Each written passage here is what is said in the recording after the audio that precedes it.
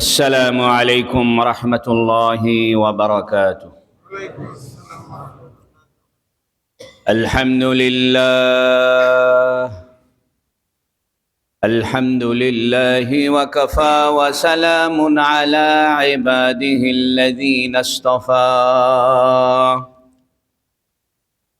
الحمد لله الذي وحده والصلاة والسلام على من لا نبي بعده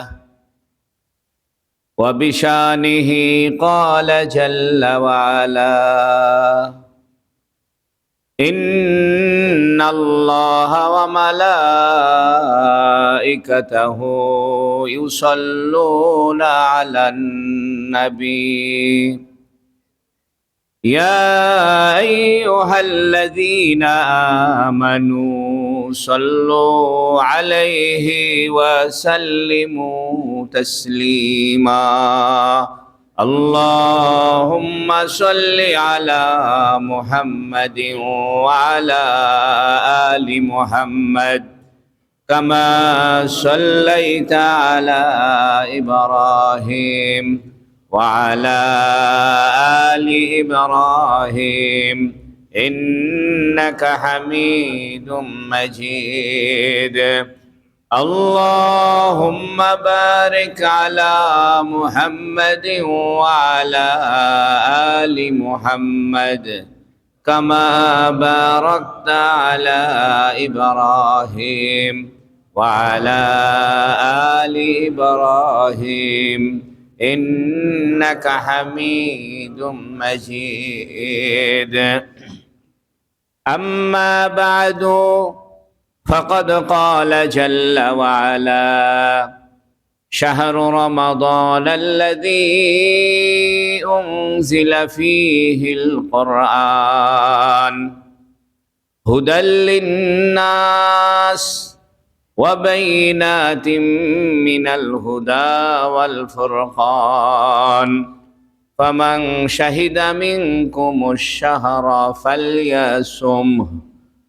وقال النبي صلى الله عليه وسلم بني الإسلام على خمس شهادة أن لا إله إلا الله وإقام الصلاة وإيتاء الزكاة وصوم رمضان وحج بيت الله الحرام.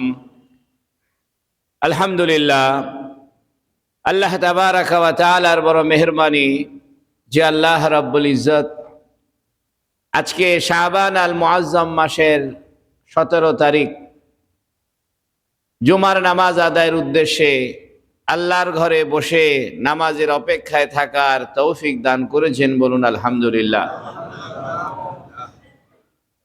আর মাত্র 12 দিন পরেই রমজান আল মোবারক শুরু হতে যাচ্ছে। রমজান আল মোবারক আমাদের মাথার সামনে। এই জন্য রমজান আল মোবারকের কিছু বিষয়, এটার আধ্যাত্মিক দর্শন, এটার সামাজিক উপকার, ব্যক্তি উপকার, পারিবারিক উপকার, আখিরাতের উপকার এবং এই রমজানুল মোবারক সম্পর্কে কিছু মাসলা মাসাইল আমাদের জানা দরকার। এজন্য আমরা রমজানুল মোবারকের সংক্ষিপ্ত কিছু পরিচয় এবং এটার দর্শন, এটার ফিলোসফি এবং এই রমজানুল মোবারকে আমাদের করণীয় এবং এই রমজানুল মোবারকের কিছু মাসালা মাসাইল, নিয়ম কানুন, বিধিবিধান আমরা আলোচনা করব ইনশাআল্লাহ। রমাজান শব্দটি এসেছে রমজ থেকে।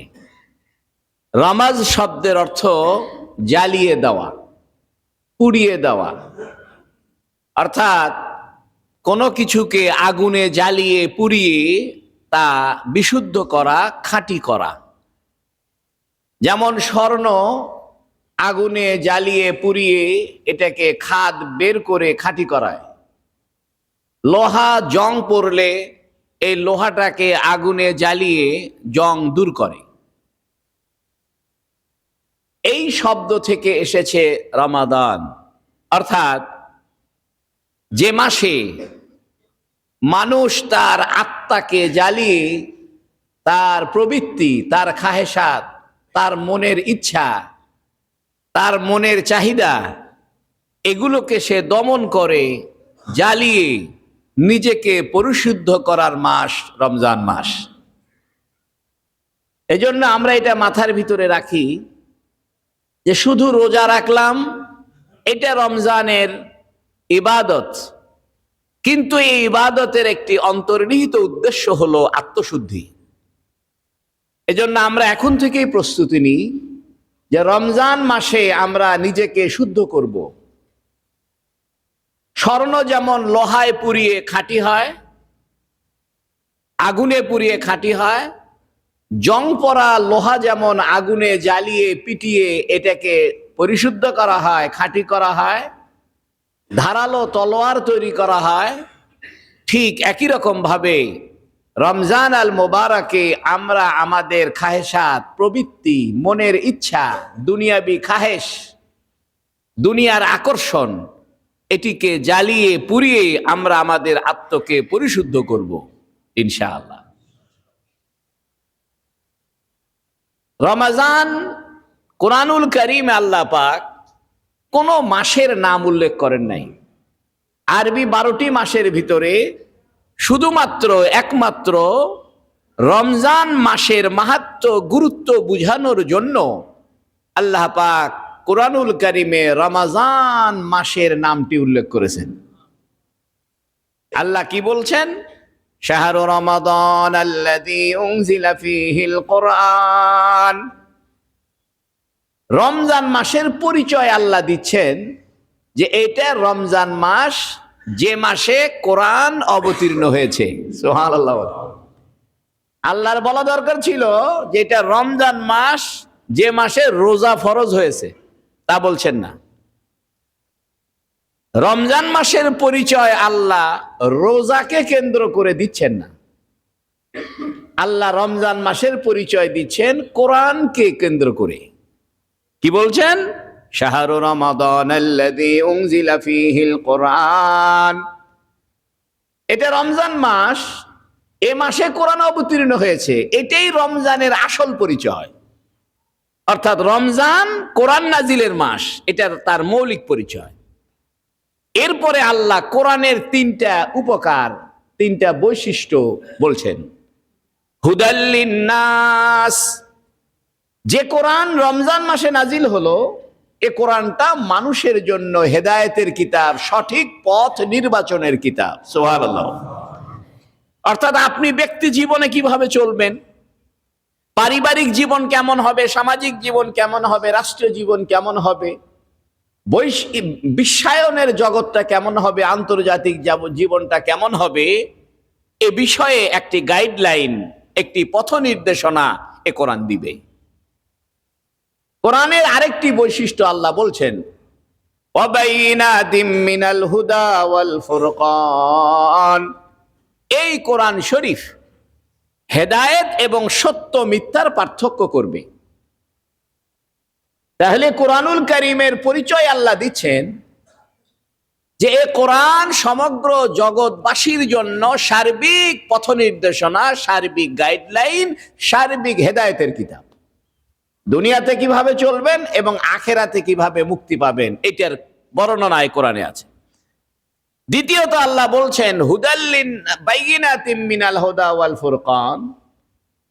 এটা হেদায়েতের সুস্পষ্ট দলিল, এখানে কোনো ভ্রান্তি নাই, এখানে কোনো অস্পষ্টতা নাই, এবং এই কোরআন সত্য মিথ্যার মাঝে পার্থক্য করবে। কোনটি সত্য কোনটি মিথ্যা এটা কোরআন আপনাকে শিখিয়ে দিবে।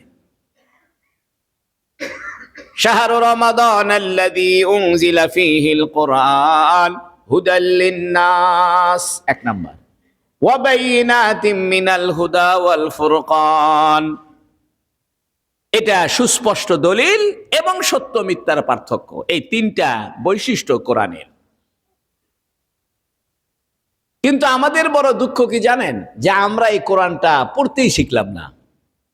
যারাও বা পড়তে শিখেছি এ কোরআনের তর্জমা কোনোদিন পড়ে দেখিনি, কোনোদিন অন্তরে জাগ্রত হয়নি যে আল্লাহ যে কোরআনটা নাজিল করলেন, আল্লাহ কোরআনে কি মেসেজ দিতে চান, কি বলতে চান, আল্লাহ আমাকে কি বলতে চান, এটা আমি জানার কোনো চেষ্টা করিনি। অথচ বাজারে হাজার হাজার বাংলা অনুবাদের কোরআন শরীফ আছে। এখন আল্লাহ বলছেন ফামান শাহিদা মিনকুমুশ শাহরা, তোমরা যদি এই রমজান মাস পেয়ে যাও, অর্থাৎ তোমাদের ভাগ্যে তোমাদের জীবনে যদি রমজান মাস এসে যায়, মৃত্যু তোমাদের না হয়, তোমরা যদি জীবিত থাকো রমজান মাসে, তাহলে কি করো? ফালিয়াসুম, তাহলে রোজা রাখো। আল্লাহ পাক রমজান মাসে রোজা রাখতে বলছেন, কিন্তু পরিচয় রোজাকে দিয়ে দেননি, পরিচয় দিয়েছেন কোরআনকে দিয়া। প্রশ্ন হলো রমজানের সাথে কোরআনের সম্পর্কটা কি? মুফাসসিরিন কেরাম বলছেন রমজানের সাথে কোরআনের সম্পর্ক বহুমাত্রিক। প্রথমত, কোরআনুল কারীম এটা আল্লাহর সিফত, আল্লাহর বৈশিষ্ট্য, এটা আল্লাহর কথা, আল্লাহর কালাম। যেহেতু কোরআনুল কারীম আল্লাহর কালাম, আর আল্লাহর আরেকটি বৈশিষ্ট্য হলো আল্লাহ সারা জীবনে খাওয়া দাওয়া পানাহার করেন না। দেখেন একটা মজার ব্যাপার, দেখেন আল্লাহ পাক আম, জাম, লিচু, কাঁঠাল, বেদেনা, নাশপাতি, কলা, কত রকমের ফলমূল বানাইলেন, কিন্তু আল্লাহ সারা জীবনে একটা লিচুও খাইলেন না, একটা আমও খাইলেন না। মানে আল্লাহ কত বড় দানশীল, কত বড় হৃদয়ের অধিকারী, কত বড় পরোপকারী, যে যা বানাইলো একটা জিনিস কোনোদিন খাইলো না। সুবহানাল্লাহ। আমরা তো সুন্দর কোন তরকারি রান্না করলে আগে নিজেরা খেয়ে দেখি কেমন হয়েছে। আল্লাহ এত কিছু বানায় নিজে খায় না, না খেয়ে থাকা এটা আল্লাহর একটা বৈশিষ্ট্য। আল্লাহ পানাহার করেন না। কোরআনুল কারীম আল্লাহর কালাম, এটা আল্লাহর বৈশিষ্ট্য, না খেয়ে থাকাও আল্লাহর বৈশিষ্ট্য। এই জন্য আল্লাহ বলছেন আমি কোরআন নাজিল করেছি, এটা আমার বৈশিষ্ট্য। আর এই কোরআনকে যদি তুমি বোধগম্য করতে চাও, হৃদয়ে ধারণ করতে চাও, তাহলে আমার আরেকটা বৈশিষ্ট্য আছে, সেটা হলো না খেয়ে থাকা, পরোপকার করা, মানুষের উপকার করা। এই পরোপকার করা, না খেয়ে থাকা, এই জন্য আমি রমজান মাসে কোরআনের মর্যাদায় রোজাকে ফরজ করে দিয়েছি। এই জন্য রোজার সাথে কোরআনের একটা কানেকশন হইল, কোরআন এটা আল্লাহর কালাম, আল্লাহর বৈশিষ্ট্য, আর না খেয়ে থাকা, রোজা রাখা, পানাহার পরিত্যাগ করা, এটাও আল্লাহর বৈশিষ্ট্য। আল্লাহ বলছেন আমার কোরআনের বৈশিষ্ট্য যদি হাসিল করতে চাও তাহলে রোজা রাখো। এখন রোজা কাকে বলে? রোজা বলে আল-ইমসাক আনিল আকলি ওয়া শুরবি মিনাস সুবহি সাদেক ইলা গুরুবি শামস। এটা কিতাবের ভাষা, অর্থাৎ সুবহে সাদেক থেকে নিয়ে সূর্য অস্ত যাওয়া পর্যন্ত পানাহার করা, স্ত্রী সঙ্গম করা থেকে ইচ্ছা করে বিরত থাকা। আপনি এমনি বিরত থাকেন, এমনি খানা দানা খাচ্ছেন না, এটা রোজা হবে না। আপনি স্ব ইচ্ছায় আপনি জানতেছেন যে আমার খাওয়া যাবে না, খাওয়া নিষেধ, এই যে ইচ্ছে করে বিরত থাকেন, এটার নাম নিয়ত। এই জন্য নিয়ত ছাড়া রোজা হয় না। আপনি সকালবেলা না খেয়ে আছেন, খাওয়ার কোনো চান্স পান নাই, রোজার নিয়ত করেন নাই, একদম সারাদিন না খেয়ে আছেন, একদম 3টা পর্যন্ত না খেয়ে আছেন, এখন বলতেছেন আচ্ছা সারাদিন না খেয়ে থাকলাম, এটা রোজার নিয়তটা করে ফেলি, তা হবে না। রমজানের রোজার নিয়ত আপনি দ্বীপ্রহরের পূর্ব পর্যন্ত করতে পারবেন, অর্থাৎ সূর্য ঢলে যাওয়ার আগ পর্যন্ত আপনি রমজানের রোজার নিয়ত করতে পারবেন। কোন কারণে আপনি সেহরিও খাইতে পারেন নাই, ঘুম থেকে উঠতে পারেন নাই, সকাল হয়ে গেছে, এখন মনে মনে ভাবছেন রোজা রাখবো কি রাখবো না, দেখি কি করি, এরকম করতে করতে জোহরের সময় এসে গেছে, নিয়ত করেন নাই, রোজা হবে না। আর জোহরের সময়ের পূর্বেই যদি আপনি নিয়ত করেন যে না আমি রোজা রাখা নিয়ত করলাম, তাহলে রোজাটা হবে। আল্লাহ রমজানের রোজার জন্য একটু অবকাশ দিয়েছেন জোহর পর্যন্ত। কিন্তু আপনি যদি মান্যতের রোজা করেন যে এই কাজটা হইলে আমি এই কাজ করব, আমার ছেলে যদি মেডিকেলে চান্স পায়, হাফেজ হয়, তাহলে আমি এটা রোজা রাখবো, তাহলে এই রোজাটা আপনাকে রাতেই নিয়ত করতে হবে, সকালবেলা নিয়ত করলে চলবে না। এখান থেকে আমরা একটা মাসালা বুঝলাম, কেউ যদি সেহেরি খাইতে না পারে এতে রোজার কোনো ক্ষতি নাই। আমরা অনেকে মনে করি যে সেহেরি খাইতে পারলাম না, ঘুম থেকে উঠে সকাল হয়ে গেছে, তাহলে তো আমার রোজাটা হইল না। এই কথা ঠিক নয়। সেহেরি না খাইলেও রোজা হবে। সেহেরি খাওয়া সুন্নত, ফরজ নয়।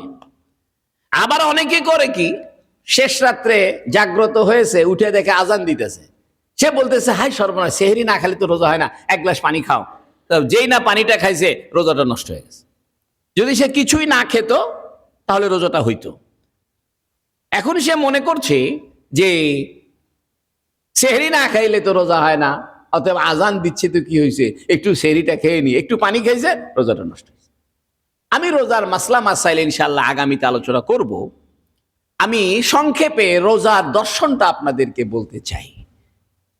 রমজান মাসে আসলে কোরআনের মাস। এই কোরআনের সৌজন্যে, কোরআনকে বোধগম্য করার জন্য, কোরআনকে আত্মস্থ করার জন্য, কোরআনকে ধারণ করার জন্য আল্লাহ বলছেন তোমরা ত্যাগী হও।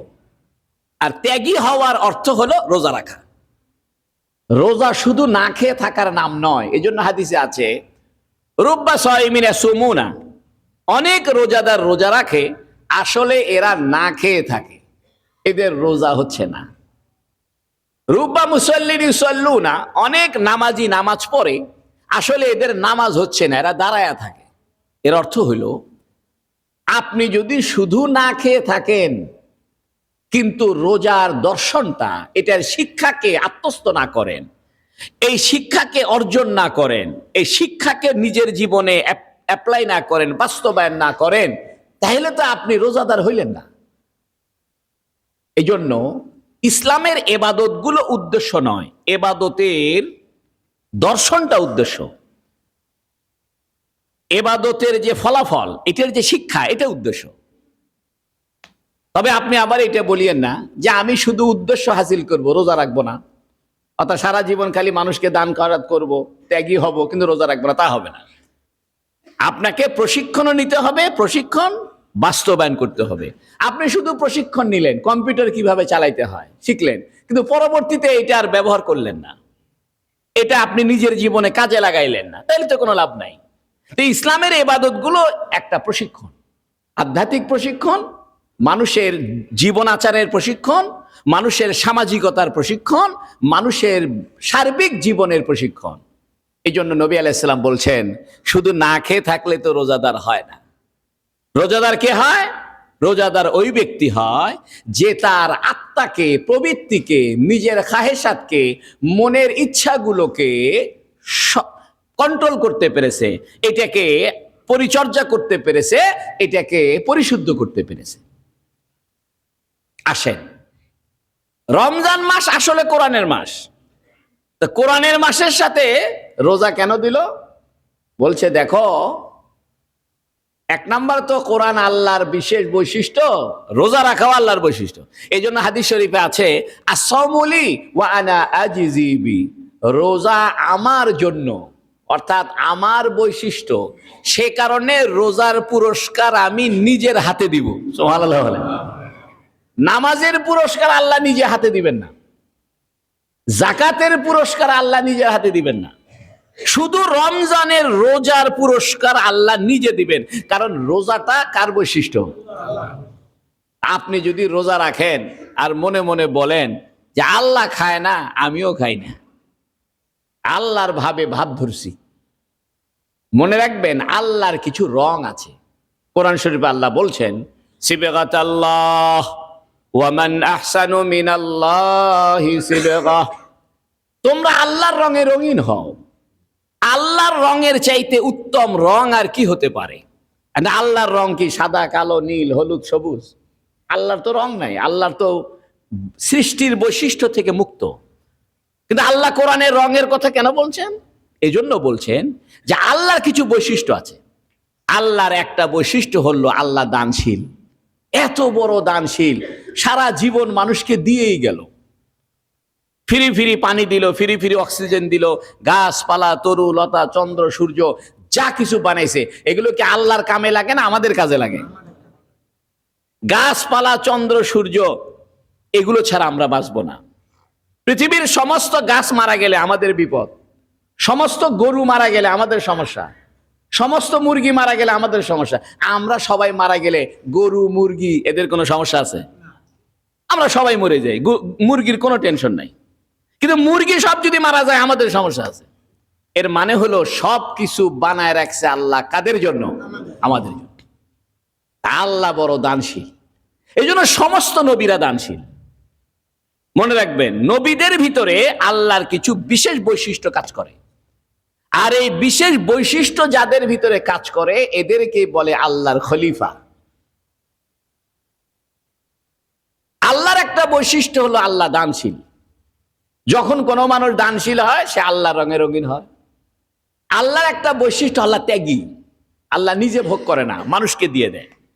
তো কোনো মানুষ যদি ত্যাগী হয় সে আল্লাহর রঙে রং ধরল। এই যে রমজানের রোজা রাখা, এটা ত্যাগের শিক্ষা। আমার খাইতে মনে চায়, খাইলাম না। আমার না খাওয়ার দ্বারা আমার কষ্ট হয়, সহ্য করলাম। তাহলে কষ্ট সহ্য করা, ত্যাগ করা, এটা রমজানের শিক্ষা। আমি আর আপনি যদি সারা জীবন ত্যাগী হতে পারি, কষ্ট সহ্য করতে পারি, তাহলে অরিজিনাল রোজাদার হইলাম। কিন্তু রোজা রাখলাম 1 মাস, ত্যাগী হলাম না, কষ্ট সহ্য করতে পারলাম না, ধৈর্যকে আত্মস্থ করতে পারলাম না, তাহলে আমি রোজাদার হইলাম না। এই জন্য রমজান আল মোবারক এটা কোরআনের মাস। কোরআন মানুষকে সঠিক পথ দেখায়, আর সঠিক পথ পাইতে হলে ত্যাগী হতে হয়, ধৈর্যশীল হতে হয়, কষ্ট সহিষ্ণু হতে হয়। এই ত্যাগী, ধৈর্যশীল আর এই কষ্ট সহিষ্ণুতার শিক্ষার নাম হলো রোজা। এখন আসেন, এই যে আমরা রমজানুল মোবারকে রোজা রাখি, রোজা দিনে না রাত্রে? রাতে কোনো রোজা হয়? হয় না। রাতে রোজা দিল না কেন? দিনে কেন রোজা দিল? রাতের বেলা মানুষ সচরাচর বাড়িতে থাকে, বাসায় থাকে। তো বাড়িতে থেকে মানুষ কি করলো না করলো এটা মানুষের কাছে ততটা দৃষ্টিগোচর হয় না। কিন্তু দিনের বেলা মানুষের কার্যকলাপ মানুষের দৃষ্টিগোচর হয়। এবং সচরাচর মানুষ রাতের চেয়ে দিনের বেলায় খাওয়া দাওয়া করে বেশি। রাতের বেলা মানুষ ঘুমিয়ে থাকে, ঘুমের ভিতরে ক্ষুধার কষ্ট টের পাওয়া যায় না।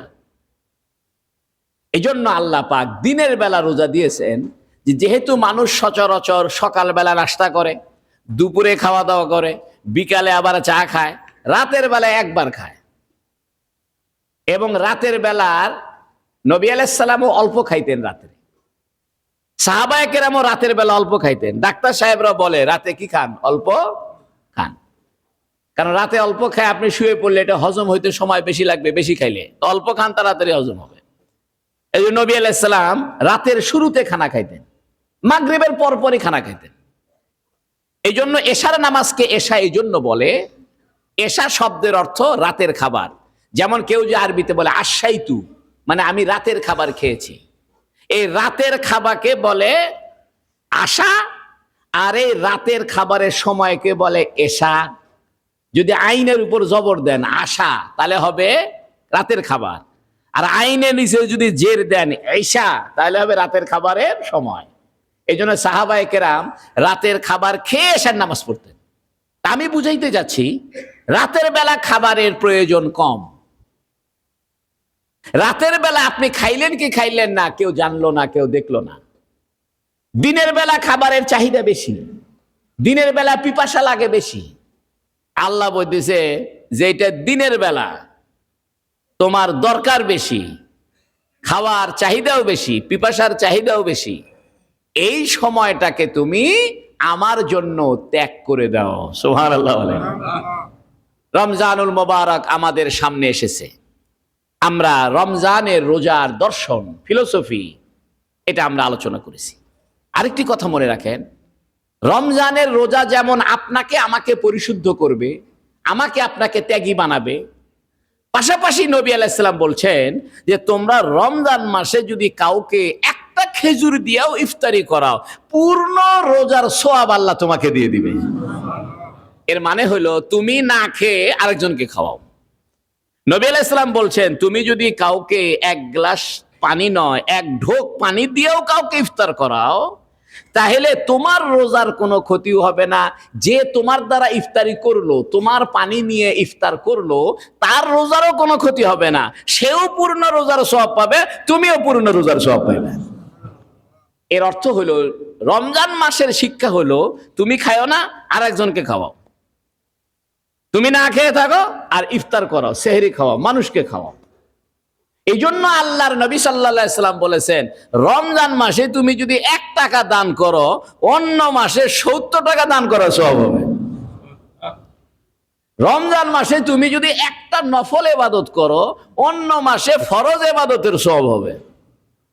অর্থাৎ রমজান যেহেতু ত্যাগের মাস, সহমর্মিতার মাস, মানুষের কষ্টে নিজে ব্যথিত হওয়ার মাস, নিজেকে কষ্টে ফেলার মাস, নিজেকে পরোপকার করার মাস, এই জন্য আল্লাহ এই মাসের সওয়াব দ্বিগুণ দ্বিগুণ করে দিয়েছেন। শুধু দ্বিগুণ না, আরো বেশি করে দিয়েছেন। হাদিস শরীফে আছে কেউ যদি রমজান মাসে একবার সুবহানাল্লাহ বলে, অন্য মাসে 70 বার সুবহানাল্লাহ বড় সওয়াব পাবে। অন্য মাসে যদি কেউ একটা ফরজ ইবাদত করে, রমজান মাসে 70টা ফরজ ইবাদতের সওয়াব হবে। আপনি রমজান মাসে ফজর নামাজ পড়লেন, তাহলে অন্য মাসে ফজর নামাজ পড়লে যে সওয়াব পাবেন, রমজান মাসে একটা ফজর নামাজ পড়লে 70টা ফজর নামাজের সওয়াব পাবেন। এটা আল্লাহ বাড়ায় দিয়েছেন, কারণ তুমি ত্যাগী হয়েছো, আমি তোমাকে দিচ্ছি। এখান থেকে শিক্ষা হলো আমি যদি ত্যাগী হই আমি ঠকবো না, আমি যদি পরোপকারী হই ঠকবো না, আমি নিজে খেয়ে যদি মানুষকে খাওয়াই আমি ঠকবো না, আল্লাহ আমাকে 70 গুণ বাড়ায় দিবেন। এই জন্য হাদিস শরীফে আছে রমজানে আল্লাহ পাক তার বান্দার রিজিকে বরকত ঢুকায় দেয়। এই রমজান মাসকে কেন্দ্র করে আল্লাহ পাক জান্নাতকে সুসজ্জিত করে। সুবহানাল্লাহ বলেন। হাজার হাজার ফেরেশতা লাগিয়ে দেয় যে তোমরা জান্নাতকে ধোয়া মুছা করে পরিষ্কার পরিচ্ছন্ন করে চকচকা করে রাখো। এবং আল্লাহ পাক বলেন হাদিসে কুদসি যে বান্দাকে জানায় দাও সারা বছর জান্নাতের দরজা বন্ধ রাখা হয়, কিন্তু রমজান মাসে জান্নাতের দরজা খুলে দেওয়া হয়। সারা বছর জাহান্নামের দরজা খোলা থাকে, রমজান মাসে আল্লাহ জাহান্নামের দরজা বন্ধ করে দেয়। এর মানে হলো রমজান আপনাকে জান্নাতের দিকে ডাকছে। আধ্যাত্মিক ভাবে, পরকালীন জীবন হিসাবে, আখিরাতের জীবন হিসাবে রমজান আপনাকে জান্নাতের দিকে ডাকছে। এই জন্য তো জান্নাতের দরজা খুলে রাখছে। রমজান আপনাকে গুনাহ থেকে বাঁচাইতে চাইতেছে। এই জন্যই তো আল্লাহ রমজানে ইবলিসকে শিকল দিয়ে বেঁধে রাখছে। হাদিসে আছে রমজান শুরু হলেই ইবলিসকে শিকল দিয়ে বদ্ধ করা হয়। বলতে পারেন তাহলে রমজানেও না খুনাখুনি হয়, রমজানেও না মদ খায়, রমজানেও না মারামারি হয়। ইবলিস তো তার চেলাপালা রেখে গেছে। সব ইবলিস বন্ধ হয় না, বড়টা বন্ধ হয়েছে, কিন্তু ইবলিসের কিছু সহকর্মী আছে। কিতাবে আছে ইবলিসে রানে রানে ঘষা দিলে আর এক ইবলিস পয়দা হয়। এত ইবলিসের বাহিনী আছে। ইবলিসের তো অনেক বাহিনী আছে, এই বাহিনীগুলো কাজ চালায়। আর শয়তানের মধ্যে শুধু জিন শয়তান নয়, মানুষ শয়তানও আছে। মিনাল জিন্নাতি ওয়ান নাস। আল্লাহ সূরা নাসের মধ্যে বলছে যে আমি আশ্রয় চাই জিন শয়তান থেকে এবং মানুষ শয়তান থেকে। বোঝা গেল মানুষের ভিতরে কি আছে? শয়তান আছে। তো এরা তো আর বন্দী হয় নাই, এরা তো আর শিকল দিয়ে বাঁধা পড়ে নাই। এই জন্য রমজান মাসেও হালকা পাতলা শয়তানি চলে। তবে খেয়াল করে দেখবেন অন্য 11 মাসের তুলনায় রমজান মাসে গুনাহ কম হয়। এটা প্রমাণ করে যে রমজানে আল্লাহ গুনাহ মুক্ত থাকার কথা বলছে। তাহলে দেখেন, 1 নাম্বার হলো আল্লাহ আপনাকে রমজানে ত্যাগী হতে বলছেন, আর এক দিক দিয়ে আল্লাহ আপনাকে 70 গুণ বাড়ায় দিচ্ছেন। রমজানে না খেয়ে থাকতে বলতেছেন, অন্যকে খাওয়াইতে বলতেছেন, আর একদিক দিয়ে আপনার রিজিকে বরকত দিচ্ছেন। রমজানে আল্লাহ আপনাকে জান্নাতে দিয়ে ডাকতেছেন, জান্নাতের দরজা খুলে দিছেন। রমজানে আল্লাহ আপনাকে জাহান্নামের দিকে ডাকে না, জাহান্নাম বন্ধ করে দিছেন। রমজানে আল্লাহ আপনাকে গুনাহমুক্ত দেখতে চায়, এই জন্য বড় ইবলিসকে বন্দী করে রাখছে। আল্লাহ এত কিছু ব্যবস্থা করলো, আমাদের কি ব্যবস্থা গ্রহণ করার দরকার নাই? আসেন আমরা ব্যবস্থা গ্রহণ করি। কি সেই ব্যবস্থা? এখন থেকে নিয়ত করি যে আমি রমজানের জন্য একটা প্রোগ্রাম সাজাবো। দৈনিক কতটুকু কোরআন তেলাওয়াত করব, কতবার দরুদ শরীফ পড়ব, কতবার আল্লাহ আল্লাহ জিকির করব, কোরআনের কতটুকু বাংলা তর্জমা পড়ব, কত টাকা দান করব, কত রাকাত নফল নামাজ পড়ব। এরকম একটা পরিকল্পনা আপনি করেন। আমাদের ব্যবসার পরিকল্পনা থাকে, বিবাহ শাদীর পরিকল্পনা থাকে, সব কিছুর একটা পরিকল্পনা থাকে। রমজানের একটা পরিকল্পনার দরকার আছে কি নাই? আল্লাহ আমাদেরকে রমজানের উৎকৃষ্ট পরিকল্পনা করার তৌফিক দান করুক, বলুন আমিন। আল্লাহ যদি সময় রাখে তাহলে আগামী সপ্তাহে বলবো ইনশাআল্লাহ। আল্লাহ আমাদেরকে আজকে এতটুকু বুঝার তৌফিক দান করুক। মানসিকভাবে প্রস্তুতি নেন যে একটা মহান মাস আমার জন্য আগত। সুবহানাল্লাহ বলেন। মানসিকভাবে প্রস্তুতি নেন যে আল্লাহ আমার জন্য জাহান্নামের দরজা বন্ধ করে দিচ্ছে, আমার জন্য জান্নাতের রাস্তা খুলে দিচ্ছে, আমার জন্য শয়তানকে শিকল দিয়ে বন্ধ করে রাখতেছে, আমার জন্য আল্লাহ রিজিকে বরকত দিচ্ছে, আমার জন্য আল্লাহ একবার সুবহানাল্লাহ বলে ৭০ বার সুবহানাল্লাহ সওয়াব দিচ্ছে। আল্লাহ এত কিছু নিয়ে আগায় আসছে, আমারও তো আগায় আসা দরকার। এই জন্য মানসিকভাবে চিন্তা করেন, প্রস্তুতি নেন যে রমজানে কি কি প্রোগ্রাম করবেন, কোরআন কেন্দ্রিক। এই জন্য রমজান মাসে আমাদের দেশে মাদ্রাসাগুলোর ভিতরেও দেখি সুন্দর হাতের লেখা চর্চা, কম্পিউটার শিক্ষা, মানে দুনিয়ার প্রোগ্রাম রমজান মাসে, যাতে কোরআন থেকে দূরে রাখা যায়। আমাদের মাদ্রাসাগুলোতেও এখন দেখতেছি মানে রমজান মাসে এটা ট্রেনিং হবে, সুন্দর হাতের লেখা ট্রেনিং হবে, কম্পিউটার প্রশিক্ষণ হবে, তারপরে নাহু সরফের ট্রেনিং হবে। সারা বছর কি করছো মিয়া? সারা বছর কোরআন শরীফ পড়নি, এই রমজান মাসটা কোরআনের মাস, তুমি এই রমজান মাসে আর দুনিয়ার প্রোগ্রাম দিচ্ছ। রমজান মাসে কোরআন ছাড়া কোনো প্রোগ্রাম নাই, যেরকম ঠিক কিনা? রমজান মাসটা কিসের মাস? এই জন্য পুরা রমজানে আমার পরিকল্পনা ব্যয় করব কোরআন কেন্দ্রিক। কোরআন পড়ব, তরজমা পড়ব, তফসির পড়ব, মুখস্থ করব, শুধু কোরআন, শুধু কোরআন। আল্লাহ আমাদেরকে তৌফিক দান করুক, বলুন আমিন। ওয়া আখিরু দাওয়ানা আলহামদুলিল্লাহি রাব্বিল আলামিন। যারা সুন্নত পড়েন নাই, সুন্নত পড়ে নেন।